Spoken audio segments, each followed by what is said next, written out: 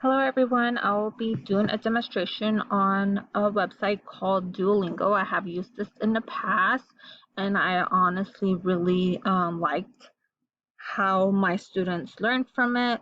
So I'll be walking you through how to make an account. It is free and the website is duolingo.com. That is duolingo.com. Okay, so once you go to the website, this is how it will look. I'll show you about how getting account started. So you'll click get started. It does give you different options of which language you want to learn: Spanish, Chinese, English, Russian, Latin, Greek, and so on. There's so many to choose from.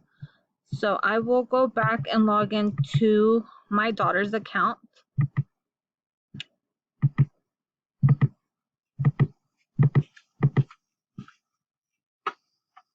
And she just started this summer. So once you log in, I'll have the intro, like the basics, which she has already mastered that. But let me see if I can go back in and start to give you an idea. So I'll start off, she's trying to learn more Spanish. So you click on it and you would put what it is. And you check it, and if it's correct, it'll give you the next question. What I love about this is you get to hear it, and also it helps you make sentences and so forth. So let me go ahead and exit out of this session.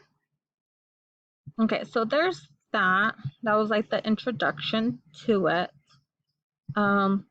They do earn crowns, strikes, lingots, and they end up opening other stuff. Since she had already finished that, she's went on to phrases, travel, which she's learning how to say like passport, suitcase, phone in Spanish, and how to properly use it in a sentence. And once she finishes those, she'll start learning restaurant words and phrases, family, shopping,